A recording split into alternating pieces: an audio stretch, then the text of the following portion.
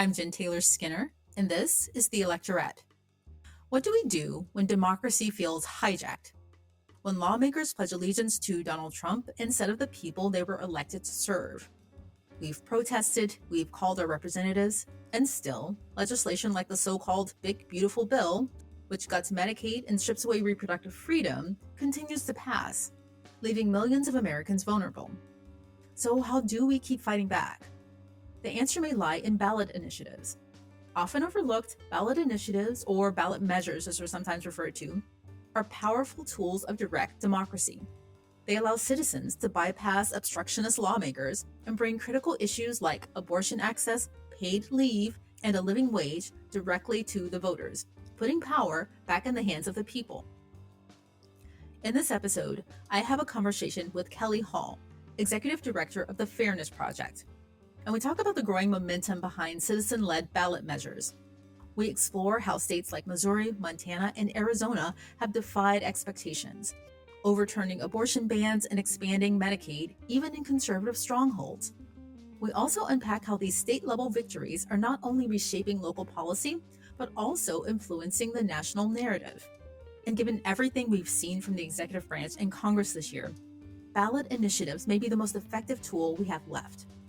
So, without further ado, here is my conversation with Kelly Hall. Kelly Hall, thank you so much for joining me again.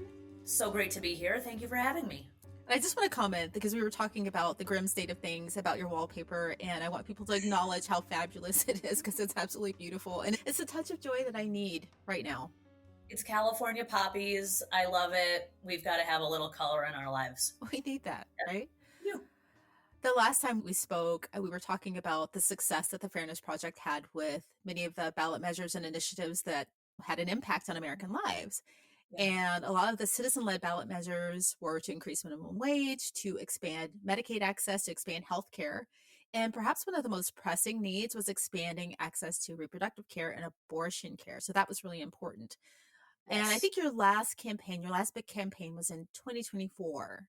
Can you give me an overview of some of those successes in 2024?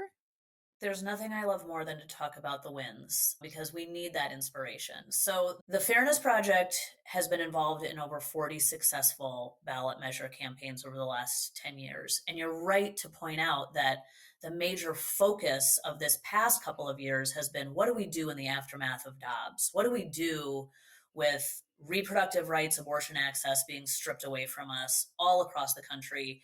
And there are some places in this country where we can go on offense and say, we're not going to wait for the legislatures of these deep red states that have just enacted abortion bans to change their mind. We've got to go immediately to the people who agree with us on this, the voters, and put abortion on the ballot. So in 2023, Ohioans voted to overturn their abortion ban and reinstate abortion access.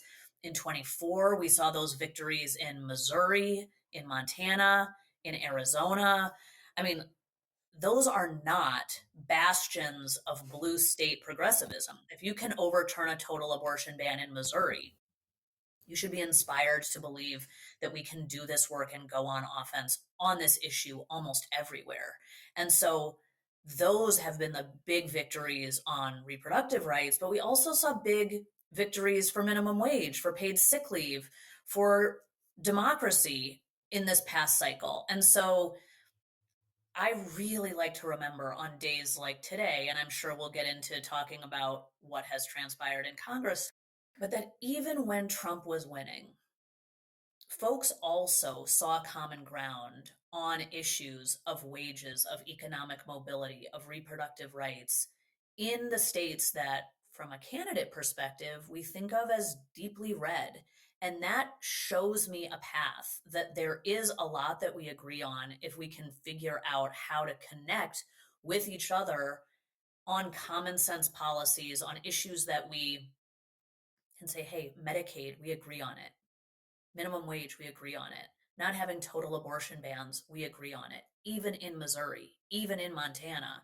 And that is hopeful. It gives me more hope than how individual politicians behave when we can actually get the voters to vote. And that's feels like to me one of the best victories of 2024, not just the individual campaigns we won. I agree. So before we get too deeply into the conversation, can you explain for people who may not know or listen to our last conversations, what is a ballot measure? What's a ballot initiative? Just a primer. Totally.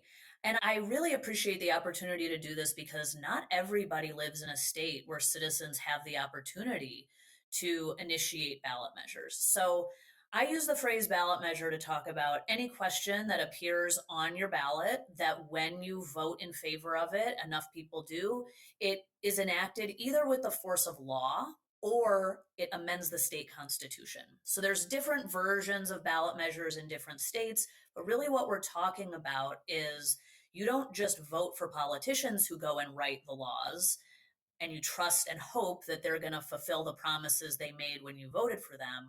Ballot measures enable regular, everyday citizens, advocates, experts in their field to draft the law themselves or draft the state constitutional amendment themselves, collect enough signatures from their fellow voters in that state to qualify that question to be put on the next election ballot.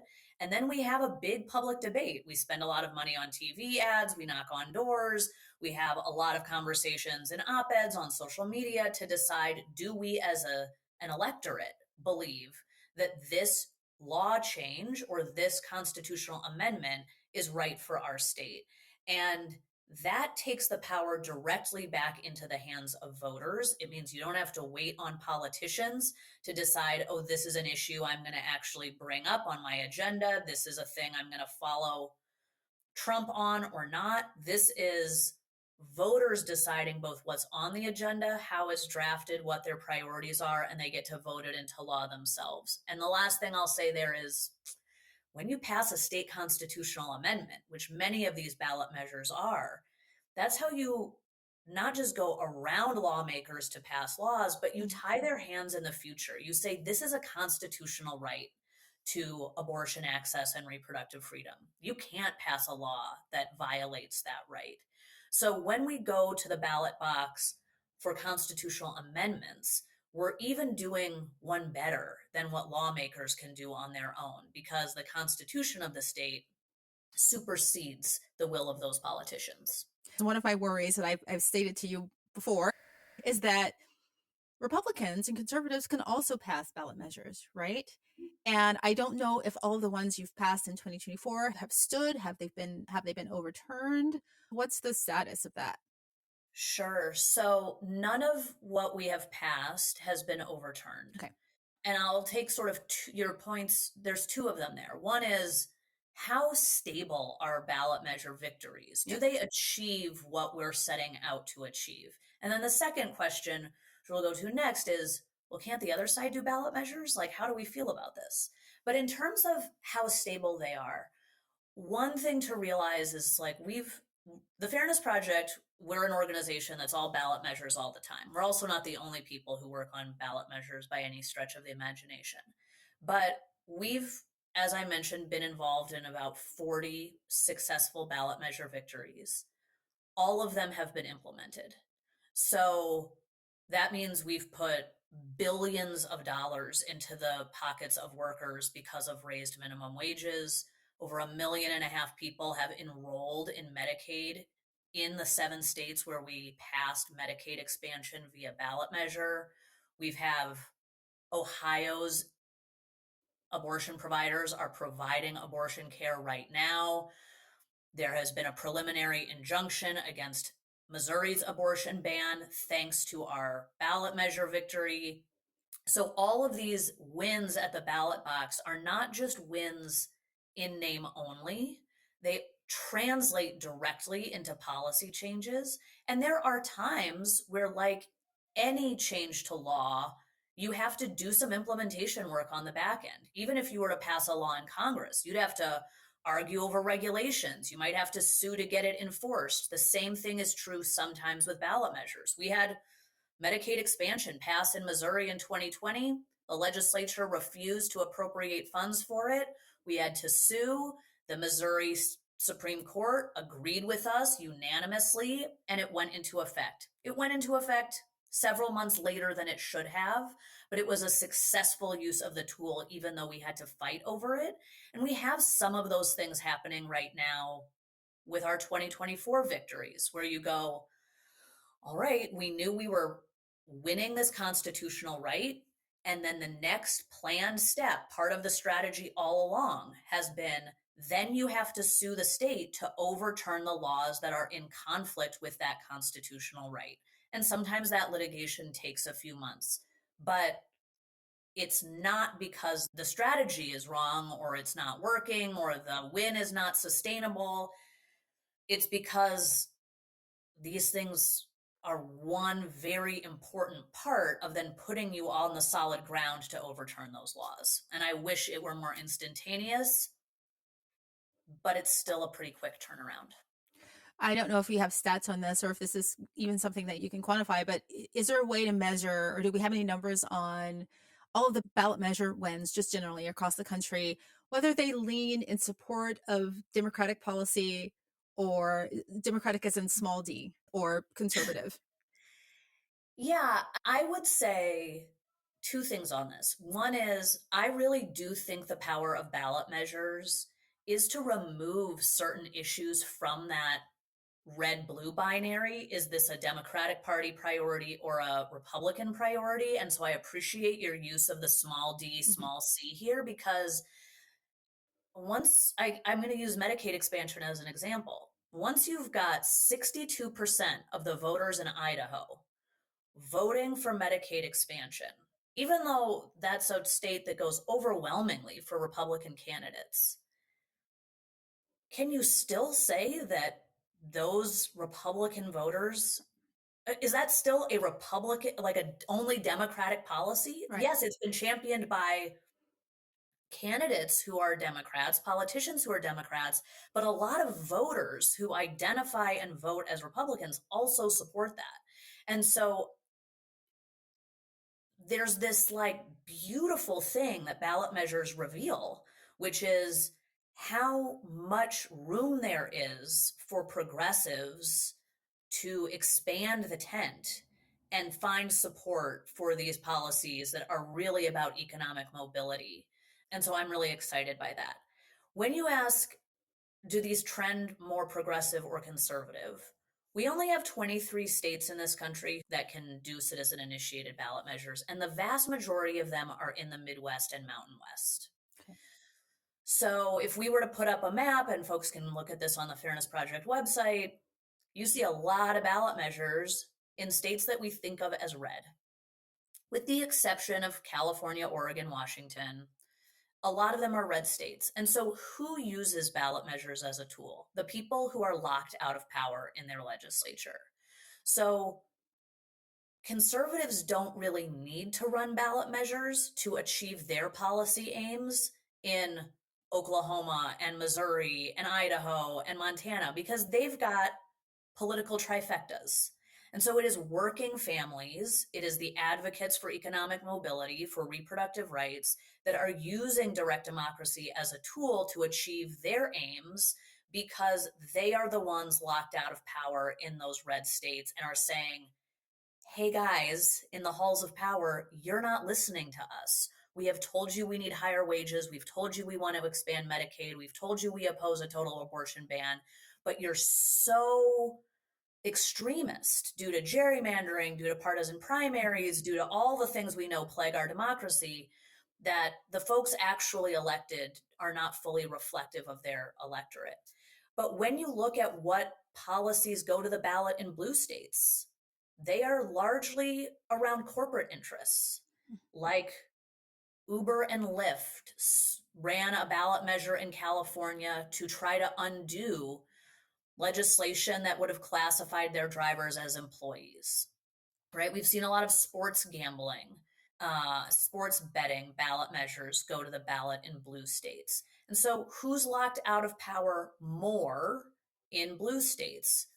More of the large corporate interests who have not fully captured all of the Democratic politicians in those halls of power. And so they turn to ballot measures. So I don't think that the tool itself is inherently only for one ideological perspective or the other. I think we've seen folks from a broad ideological array use ballot measures as a tool for change. And I think that's a good thing. I support having elections, even if I'm not confident that the candidate that I prefer is going to win. In the same way, I think ballot measures are a really important tool to be a check on the legislatures in those states when regular people are being left out of the conversation. Huh, that's interesting. I didn't expect it to go in that direction because I did not know that companies, especially in states like mine, I'm in one of those Western states in Washington state where a corporation could possibly use a ballot measure to, I guess, further their interests. How does that work? Because I thought it was a citizen led thing. It is, but in the same way that corporations can really invest in candidate campaigns and can throw a lot of money for or against candidates of their choosing, they can also pay to get enough signatures collected and run ads on TV. They can participate in direct democracy in similar ways that they can participate in representative democracy. And we could have a long debate about campaign finance reform in this country and who should be allowed to spend what kinds of money in all forms of democratic speech. But right now, in both candidate elections and in ballot measures, there's a lot of interest groups, whether they are progressive interest groups like Planned Parenthood or conservative interest groups or corporations that think that their priorities are in some way wrapped up in ballot measures as well. And it could be they oppose the corporate income tax that is going to fuel a new progressive priority. They believe that they want to oppose the minimum wage. We see chambers of commerce really oppose minimum wage ballot measures sometimes, and those are funded by corporate donors largely. Yeah. This is a really interesting time for a lot of reasons. It seems like an understatement, but it's a really interesting time because even though things are really grim, I think one of the things that, gives me hope is seeing the American people rise up, seeing them fight, right? They are protesting, they are calling their reps, they are creating content.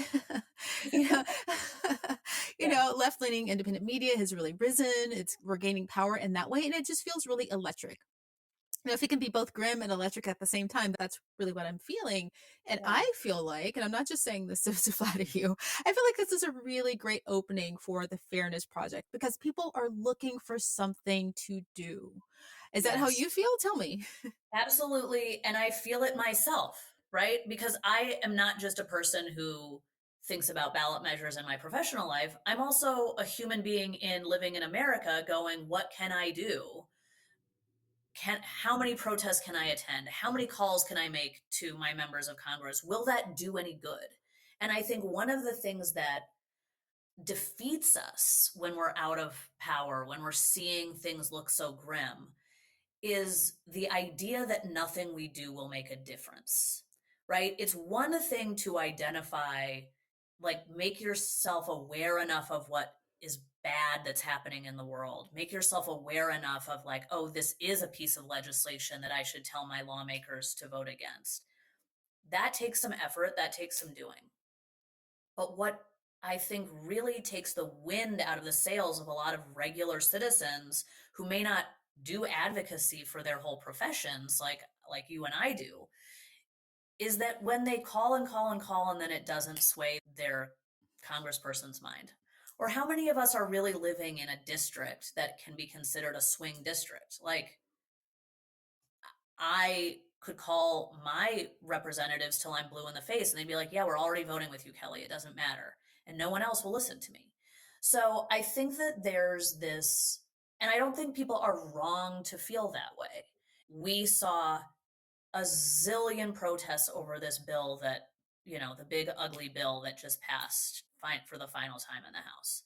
People telling their stories about how important Medicaid was to them, people showing up at town halls, people calling and calling and calling. We even thought that there was some progress being made with some of these swing district Republicans saying they weren't going to support cuts to Medicaid. Well, they just voted for $1 trillion of cuts to Medicaid. So what are we left to do? And I would just say, we are not currently living in a representative democracy in its truest sense because our supposed representatives are not representing their actual constituents. They have pledged fealty to a party, to a man. They are doing whatever he says. And so I still think there needs to be some resistance in that realm. We need to not give up, but we also need to start picking other tools up out of our toolbox to make change. Even if we could stop some bad stuff from happening at the federal level, and we should, we also need to find venues where we can successfully go on offense, because a movement that is purely about playing defense cannot fill our cup. It cannot improve the lives of our families. It cannot show us what it takes to win. We need victories to fuel us. And while I think a lot of federal advocacy should still happen even in these grim times, I really want to encourage folks to look to direct democracy and look to ballot measures as an opportunity to say, when your politicians are not listening to you, write the laws yourself. Pick up your clipboards yourself. Say, I refuse to live in a state that bans abortion. I refuse to live in a state that doesn't provide paid family medical leave. I refuse to live in a state that doesn't have any paid sick days required. I refuse to live in a state that has a $7.25 minimum wage.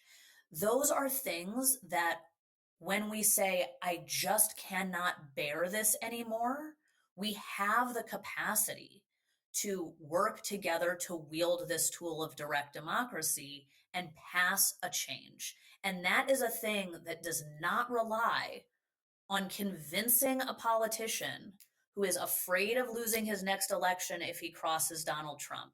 It relies on finding common ground with your neighbors and your community members. And that feels like a much more promising pathway to change than trying to break through whatever cult of personality hypnosis Donald Trump has over the politicians in his party. I just don't see what magical form of lobbying, magical form of advocacy is actually going to make a difference in a meaningful way on that front for a few years. That's a really controversial thing to admit, but I agree with you. I mean, one of the other interesting things and what's different about this moment is that you're right, they're not representing the interests of their constituents, right? But what's different is that they're openly admitting it. They're saying, Absolutely. I know this is bad. However, dot, dot, dot. I'm going to put it, they're openly saying, and I don't understand why they think that's a smart thing to do, but I think there's only so much time I can spend trying to put myself in the shoes of Republican lawmakers to then try to figure out what arguments might appeal, what stories of humanity and vulnerability might change their minds. People telling the stories of how Medicaid has saved their life, what it would mean to lose that, and to get responses from politicians being like, we're all going to die, right? That once, like, it's just harder for me to see the bridge between human to human empathy on issues of what really matters to American families between regular people and members of a cult of personality, which is all I can say about the Republican Party right now. yeah.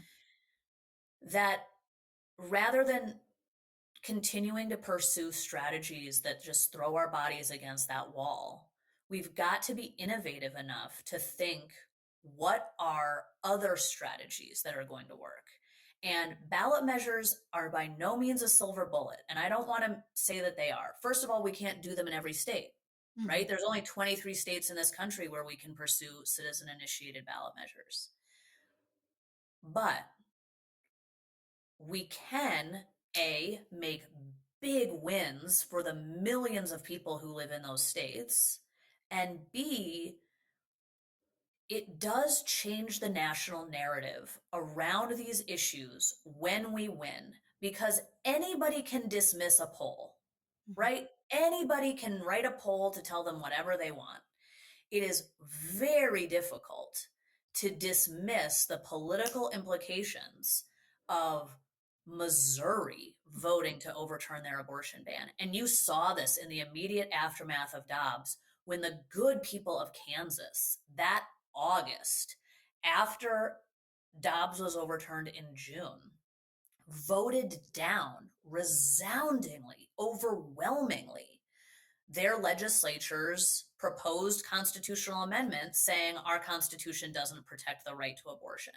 And Kansans did something great for Kansas, Mhm. but they also did something great by revealing that this red state in the middle of the country was flipping the script on how powerful an issue abortion was going to be for conservatives. That they had just had this huge victory at the Supreme Court. They were riding high. Kansas revealed, oh, there's going to be a political backlash to this. You have miscalculated where the American people are. And the subsequent victories of abortion at the ballot box in Michigan, in Ohio, in Missouri, in Montana, in Nevada, in Arizona, has also meant that the Republican Party, Donald Trump, was not out there stumping on a federal abortion ban, the pipe dream of Republicans for so long. They have figured out that this is also a dangerous issue for them. They are doing a lot of damage. I don't mean to say that they're not, but we do have a sense that if they go too far, it is too politically dangerous for them. And I don't think that realization would have dawned on Donald Trump, on the Republican Party, were it not for this cascade of ballot measure victories Mhm. on such a diverse, geographically diverse, politically diverse set of states that it has not changed the narrative enough to protect against all abortion assaults Yeah. at the federal level. But it has significantly changed things from where we thought they would be in the summer of 2022. Yeah, I agree. I'll just say this one last thing about Republicans and then we'll move on. Well, I was just thinking about, they see the same stories that we do. They see and read the same stories that we do. They know that women were dying after Dobbs seeking Yeah. abortion care. And I don't see how that same person who could hear those stories and turn away and say, I'm still fine with that, would then respond to your phone call, Right. right? I still think you should do it because I think that it fuels people. It makes you feel like you have a hand in turning things around. And I think that's really important. But there's something else you can do, which is why we're having this conversation. But I just wanted to say that. I think I completely agree with that. And I am the daughter of a political scientist. He spent his entire career writing on congressional politics.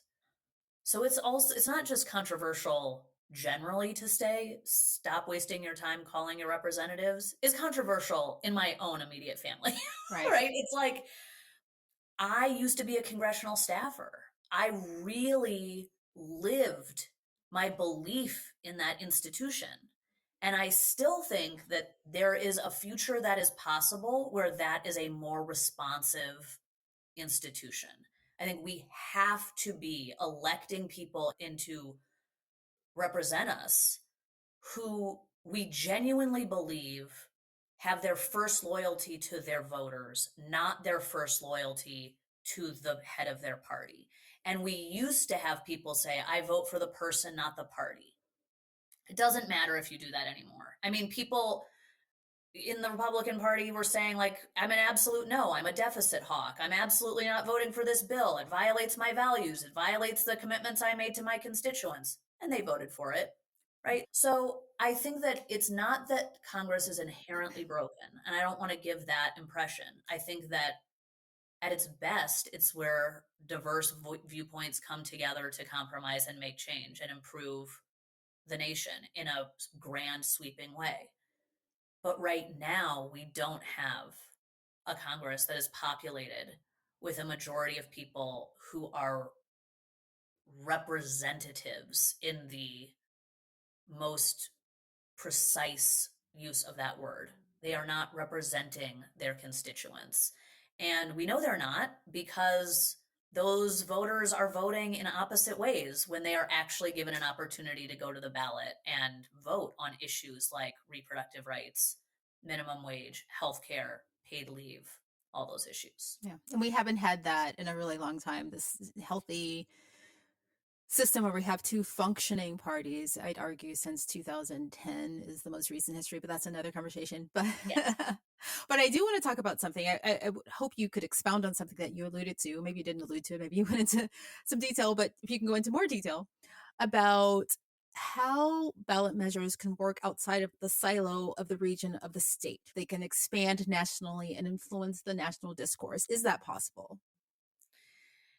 Yes. I mean, I think that there's plenty of conversation being had about how siloed our national discourse is, how, like, what is the state of our national discourse when none of us are watching the same news channels as people we disagree with, none of us are watching the same content on the algorithms, all of that. So, any one white paper, any one poll, any one compelling personal story or testimony at a hearing, it's not going to reach everybody. And I think that there's something important about stacking up some undeniable wins and facts, which is that anybody can run polls. You can argue you framed the questions differently, you didn't call the right people, blah, blah, blah. But when you've got on an issue like Medicaid expansion, Idaho, South Dakota, Oklahoma, Missouri, all voting in favor of expanding healthcare. We saw big attacks on Medicaid during this bill, Mm. but they were very different than when they tried to actually overturn the ACA back in 2017 and repeal the Affordable Care Act and repeal Medicaid expansion. So there is a very damaging set of cuts that are coming, and work requirements are going to kick people off of their coverage. But what has happened between 2017 and 2025 such that actually cutting the funding and the eligibility for Medicaid expansion in that short period of time has come off the political table for Republicans?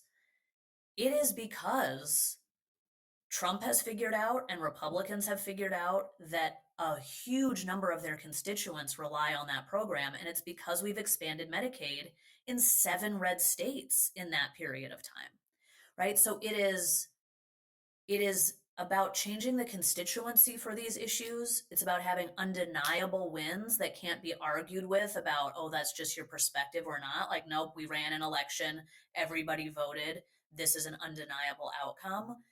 And when people are raising the minimum wage over and over again, passing paid sick leave over and over again in purple, blue, red states, it becomes a lot harder to argue at the federal level.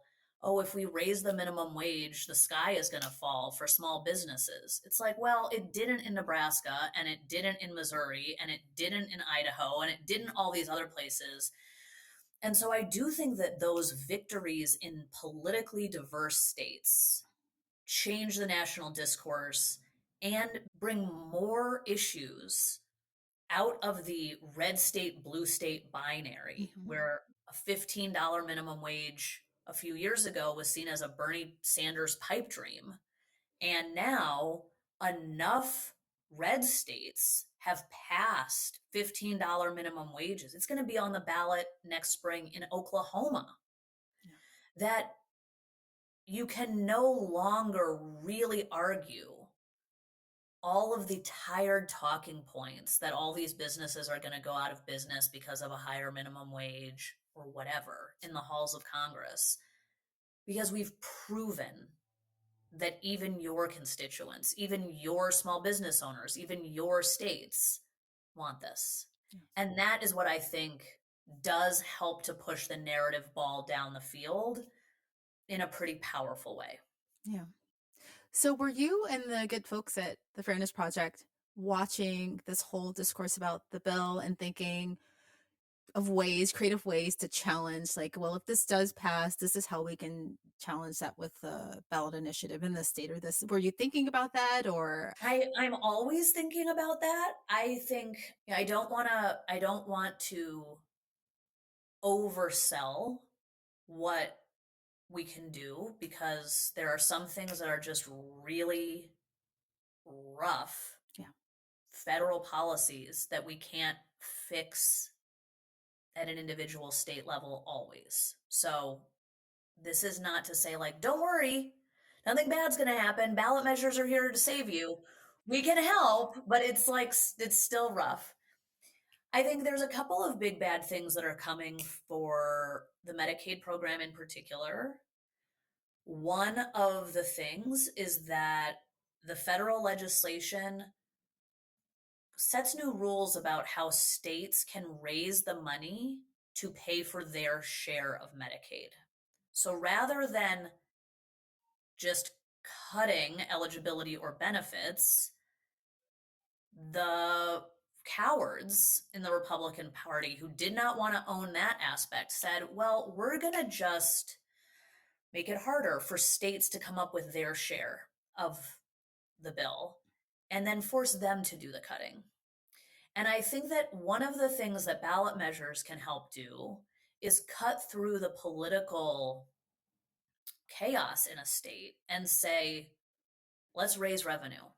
Rather than balancing our budgets on the backs of Medicaid beneficiaries, let's raise revenue. And let's raise revenue not just to fill in the hole that has been left by this federal cut. Let's raise some more revenue so that we can also have paid family leave, or so that we can also invest in the childcare infrastructure, or so that we can also invest in other core priorities for working families in this state. And we can raise taxes on the wealthy, we can pass a corporate income tax, we can increase the capital gains tax, there's a whole slew of ways we could raise revenue if we weren't only listening to the lobbyists for those interest groups in the halls of the legislature, and we actually said to voters, hey, would you be fine with people making, over some extreme high income amount, having to pay a little bit more on their investment income? Guess what? The answer is yes. They're fine. And so I do think that there are opportunities. It takes a long time for us to do ballot measures. We've got to have a couple years of runway to gear up, collecting all those signatures, getting it on the ballot, running the campaign. So it's going to take some figuring out with advocates on the ground how we make sure we're doing the right amount of listening and drafting of policies and all of this to be responsive to individual state needs. But I do think that ballot measures will have to be a part of how these states reckon with these cuts, because we just can't stand by and let the answer be we're going to cut people off of coverage. Yeah.